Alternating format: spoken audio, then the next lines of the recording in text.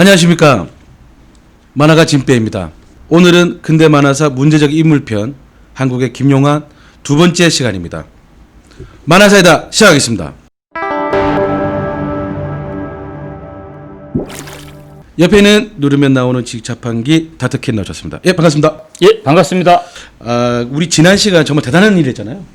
저는 사실 만화사이드 팀이 그 김용환 선생의 생가를 찾아러 간다 할 때 솔직히 저는 뭐 믿지도 않았고 날씨도 더웠고 뭐 지쳤고 설마 뭐 찾겠나. 왜냐면 지금까지 많은 연구자들이나 뭐 이런 찾는 시도를 했는데 못 찾아서 뭐 찾겠나 했는데 정말 찾아버렸습니다. 진짜. 너무 놀란 일 아닙니까? 김해 문화의 전당을 간 이유는 김용환 선생에 대한 학술 대회 같은 걸 많이 했던 것이고 원화가 보관이 돼 있어서 직접 그것을 이제 보러 갔던 것이고 플러스 저희가 이제까지 아무도 찾지 않았던 김용환 선생의 생가를 김해시 진영읍 옛날 주소로 대룡리 200번지에서 국내 최초로 이제 생가터를 찾았죠. 정말 설레이는 소식을 뒤로 하고 우리가 이제 오늘 본격적으로 이제 이야기를 나눠보겠는데요. 그 김용환 선생이 일본에서 활동을 하다가 한국으로 옵니다. 국내로 귀국합니다. 우리가 알고 있는 역사의 시작은 지금부터거든요. 한번 다트키님께서 국내에 이제 귀국한 이제 김용환 선생에 대해서 설명 좀 해주십시오.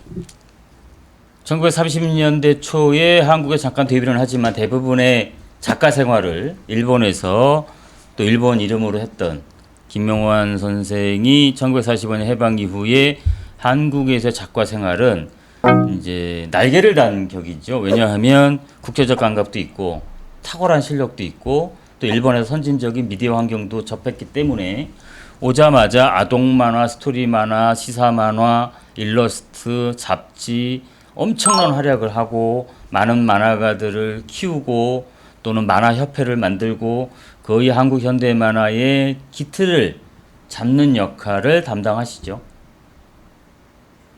그러면 이제 본격적으로 김용환 선생의 작품을 한번 보고 우리 한번 이야기를 한번 나눠보도록 하겠습니다. 요거 이제 춤추는 뭐 이런 그림 같은데 이 그림이 뭡니까? 이게 그 유명한 동아일보 1947년 1월 1일자의 만평입니다. 38선 브루스라는 만평이고 아마 뭐 구글에 치셔도 나오는 아주 유명한 김용환 선생의 시사 만화거든요. 이제 1945년 2월에 미국, 영국, 소련이 제2차 세계대전의 패전과 관리에 대해서 얄타 회담이라고 들어보셨을 거예요. 그 얄타 회담에서 한반도를 분단 신탁 통치한다는 결정이 되면서 수많은 논란을 불러일으켰는데 그것을 여기 보시면 오른쪽에는 소련군이 한복을 입은 여자의 상단, 그 다음에 미군이 왼쪽에 보시면 이제 하단의 한복을 받고 춤을 춰요. 그 다음 뒤에는 얄타 극단이라는 이제 음악이 흘러나오고, 그러니까 한국의 분단을 적확하게 풍자하는 아주 지금 봐도 명작이라고 생각합니다. 한국의 절반을 나눠서 강대국들이 저렇게 뭐 가지고 논다 할까? 뭐 그런 표현을 보니까 가슴이 좀 아린데 그 저들의 웃음에서 하여튼 뭐 약소국의 슬픔이 우리의 약소국의 슬픔이 좀 느껴집니다. 그 갑자기 궁금한 게 있는데요. 김용환 선생이 늘 후배에게 좀 늘 강조하신 말이 좀 있다 들었습니다. 상당히 많은 말을 하셨는데 그 중에서 이제 본인이 쓰신 책에 이런 게 있어요. 만화가는 멸학해도 조금 이제 학문이 적어도 공부가 적어도 좋으니 박식해야 하며 일선 신문 기자 정도의 날카로운 감각을 가져야 한다. 또한 만화가로서의 능란한 대상력을 갖추어야 함을 더 말할 나위도 없다. 뭐 이렇게 말씀을 하셨는데 대상력은 뭐 당연한 거고요. 어떤 사회적인 이슈에 대해서 어느 정도 감각을 갖고 있어야 된다. 그리고 또는 박학다식해야 된다. 그런 거는 뭐 지금 웹툰 작가한테 얘기를 해도 틀린 말은 아니지 않을까 이렇게 생각하고 있습니다. 그 작가에 대한 그 사회적 책임과 또 작가가 이제 연구하는 자세를 강조하는 말인데 뭐 지금 들어도 뭐 충분히 들을 수 있는 귀감되는 말입니다. 그러면 다음 그림 보면서 계속 이야기 나눠보도록 하겠습니다. 이거 뭐죠? 이거 되게 처음에 저는 이 그림을 보고 미국 잡지인 줄 알았습니다. 저는 처음에. 미국 잡지 맞고요. 미 극동사령부 심리전과에서 예. 그 당시 70년대에 예. 자유진영 세계의 그 나라에 맞는 홍보 잡지를 만든 거죠. 거기에 이제 예를 들면 뭐 국군을 홍보한다, 자유민주주의 세계를 홍보한다. 거기에 표지화를 주로 담당하셨어요. 그러니까 당연히 뭐 조선의 풍습 또는 뭐 국군, 미군 이런 거를 아주 그리셨는데 보시면 알겠지만 정말 그림을 잘 그리셨죠. 미국 잡지는 맞네요. 예. 그 다음 그림 보겠습니다. 야 정말 멋있습니다. 저 이거 어릴 때 몇 번 본 것 같은데 뭐 기억은 잘 안 나지만 어디서 좀 본 것 같습니다. 근데 이 그림 뭡니까? 이 설명 좀 해주십시오. 그 60, 70년대, 80년대까지도 또 지금까지도 충무공 이순신에 대한 어떤 역사 교육 자료는 풍부합니다. 당연히 김영환 선생도 이순신 장군에 대한 수많은 사파 일러스트를 그렸어요. 그런데 그 중에서도 우리나라 만화계에서 또 화단에서 가장 인정하는 것이 밑에 있는 명량해전도입니다. 그러니까 해전도를 컬러로 정말 세밀하게 그리셔서 지금 이것은 진해에 있는 해군사관학교 박물관에 보관돼 수장고에 보관돼 있을 정도로 아주 가치가 높은 작품이죠. 다음 그림을 보면 이건 표지 같습니다. 한국의 민화 뭐 이렇게 되는데요. 가운데 있는 글자 보니까 일본 글자 같은데 김영환 선생이 이제 일본이나 미국에서 출간되는 우리나라 전통의 이야기의 어떤 책들의 사파를 거의 많이 그리셨어요. 당연히 일본에 오래 사셨으니까. 그 다음에 이제 국내 뭐 일러스트 그리셨는데 그런 어떤 전통 일러스트로는 상당히 최고의 작가로서 인정을 받지 않았나 이렇게 생각하고 있습니다. 그 다음에 이제 보시면 우표, 그 다음에 풍속화. 뭐 선생은 되게 다방면을 잘하셨어요. 시사 만화, 스토리 만화, 풍속화, 일러스트, 사파 거의 뭐 그 당시 우리나라 만화계를 이끌었고 그 당시 우리나라에서 이분의 그림이 실리지 않은 신문 잡지가 없었으니까요. 대단합니다. 진짜 그러니까 그냥 대단하다는 말을 하는 게 아니라 진짜 모든 분야에서 발군의 능력을 보여주시고 또 하나는 이제 지금의 윤태호, 이말년 씨보다도 더 유명했던 게 TV에 출연해서 어떤 뭐 예능 프로그램에 나가셔서 유명한 만화가로 활동도 하셨고요. 또 한때는 한국 문학에서 돈을 제일 많이 버는 문학의 인사기도 하셨어요.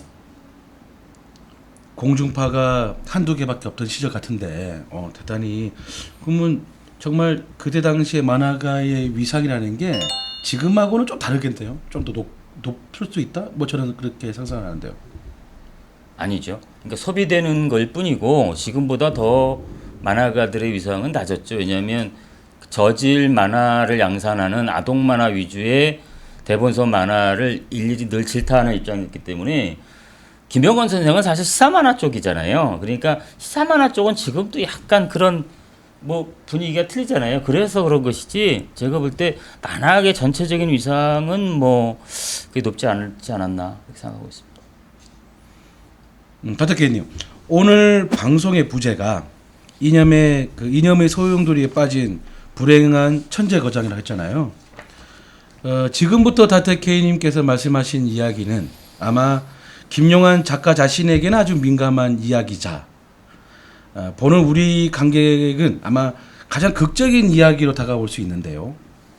이념의 한가운데 떨어진 천재 거장 김용환에 대해서 자세한 좀 설명 좀 해주십시오. 저는 1950년 한국전쟁 이전만 먼저 말씀을 드릴게요. 친일을 하는데 친일 맞아요. 그것도 일본 현지에서 일본식 이름으로 일본 제국주의에 봉사하는 그림을 많이 그렸어요. 반민족 역사 사전에 없는 이유는 당연히 자료가 없으니까 국내에.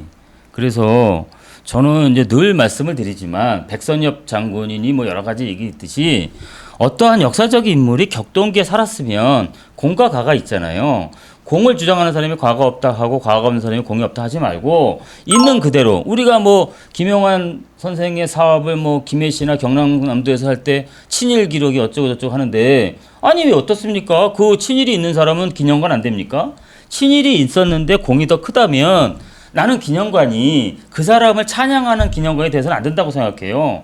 자, 좋은 거 있어. 옆에다가 이렇게 뭐 1930년도부터 뭐 45년까지 이러한 친일의 활동을 했다. 라고 보여주면 되죠. 그게 바로 진짜 역사인 것이지 어떻게 그 격동기 시대에 옳게 산 사람이 얼마나 되겠어요? 그 다음에 이제 저는 그 일본에서 일본인처럼 살고 싶었던 사람이 해방 이후에 날개 다친 데 하다가 한국전쟁을 맞는데 사실 그 경험들이 전쟁 이후에 어떤 극적인 이념의 좌우대결에서의 고통받는 삶에서 전조 기간이 아니었는가. 그게 트라우마가 되지 않았는가 생각을 하고 있어요. 친일에 대해서 긍정이나 또 부정이나 하려고 하는 게 절대로 아니고요. 그럼 두 번째 질문입니다. 그 김용환 선생에게 북한군 부역과 국군 심리전 부대에 몸담았던 이력이 있습니다. 제가 알기로는 그 되게 조금 특이한 상황인데 다트케이님께서 좀 자세하게 좀 설명 좀 해주십시오. 1950년 6월 25일 날 한국전쟁이 시작이 됐습니다. 3일 만에 서울이 함락됐는데 이승만 대통령은 걱정하지 말라고 도망을 갔죠. 당연히 많은 사람들이 잡혔어요. 그런데 되게 유명한 사람을 북한군이라고 몰랐겠어요? 당대 최고의 만화가인데. 잡았겠죠. 그래서 이용을 했겠죠. 뭘로 이용했겠어요? 만화를 그려서 자기 체제 선전이라든가 뭐 활동을 했는데 인천 상륙작전 이후에 이제 서울이 수복이 되니까 국군이 당연히 부역자들을 뭐 교도소에 가두고 처형을 했을 거잖아요. 제가 기록상으로 보니까 거의 뭐 처형 직전에 만화가 임동원 선생인가 뭐 동료 만화가께서 국군을 붙잡고 이분은 그래서는 안 된다. 이분은 진짜 유명하신 분이고 이분은 이래 하다가 억지로 이렇게 되신 분이고 이분은 뭐 이렇게 구명 활동을 해서 극적으로 살아나셨다고 해요. 죽기 직전에요? 네. 그래서 이제 또 바로 국군 심리전 부대에 들어가셔서 이제 반대로 삐라를 그렸는데 저는 이때의 경험이 아까 일제 경험도 있지만 나중에 미 극동사령부 심리전부 근속 작가가 되신 이유가 저는 그 이념에서 원하지 않는 고통을 받아서 그런 것 같아요. 왜냐하면 자 보세요. 우리나라 반공국가였잖아요 당시. 그러면 반공국가의 최부대는 군인 뭐 정권도 있으면 군대잖아요. 예. 그 외에 뭐 예. 중정도 있을 예, 것이고. 예. 그런데 그보다 뒤에가 어디겠어요? 미군이죠. 자유진영 최고예요. 미 국동사령부가 동경에 있었어요. 동경에서 김규택 씨가 김영환 선생한테 물려준 거예요. 그 심리전 부대 그 저기 자유의 법 같은 거 작가를. 그러면 내가 이렇게 고통을 받았는데 극단으로 가는 거죠.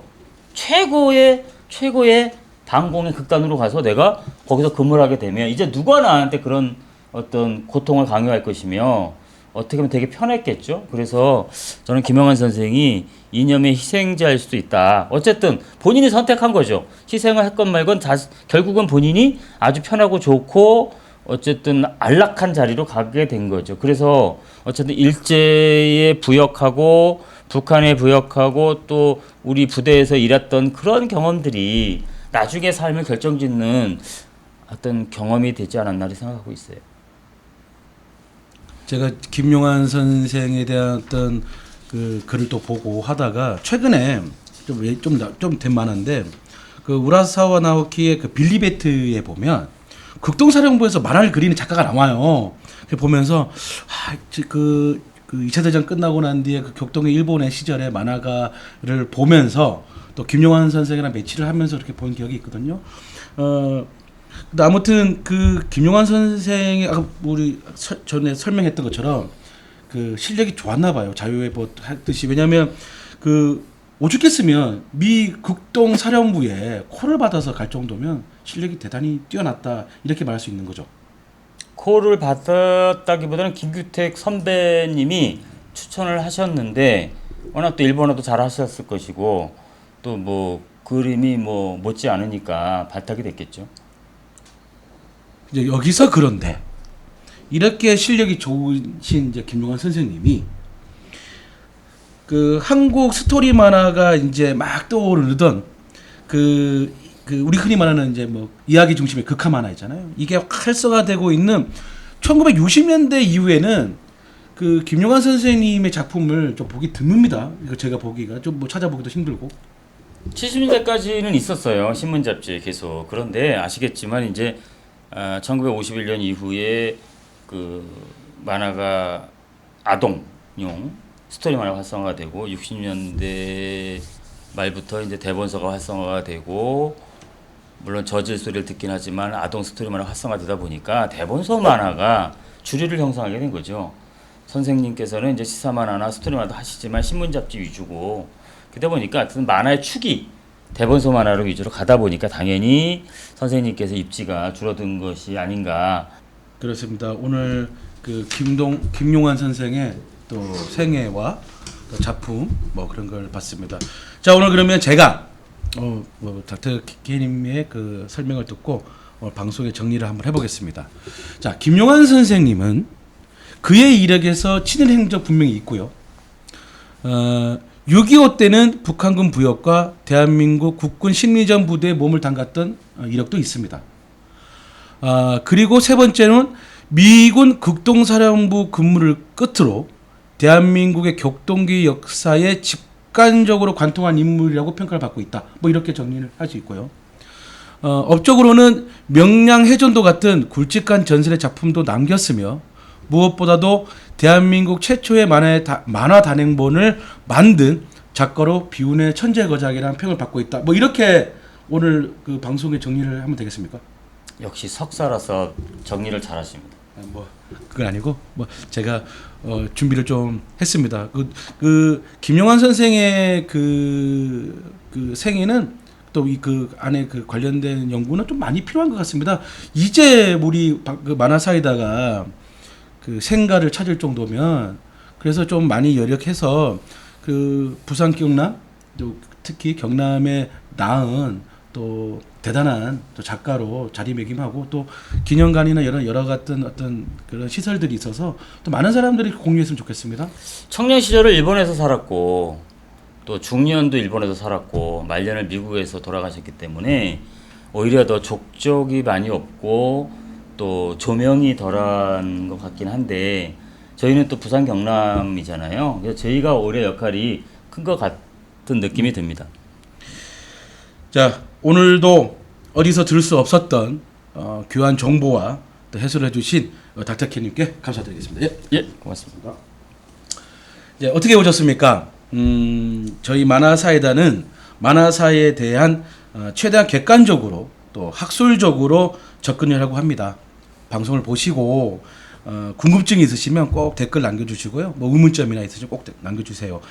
사실 이 방송은 준비할 것이 너무 많습니다. 그 자료 수집부터 구성, 편집, 제작 뭐 진짜 좀 많이 힘들거든요. 그러나 여러분들이 좋아요, 구독 눌러주시면 큰 힘이 되겠습니다. 만화를 사랑하는 모든 분들에게 최고의 퀄리티가 될 수 있도록 노력하겠습니다. 그러니까 많이 또 응원 많이 해주시고요. 좀 기대해 주시기 바랍니다. 그럼 오늘 방송 여기서 마치겠습니다. 예, 시청해 주셔서 감사합니다. 예.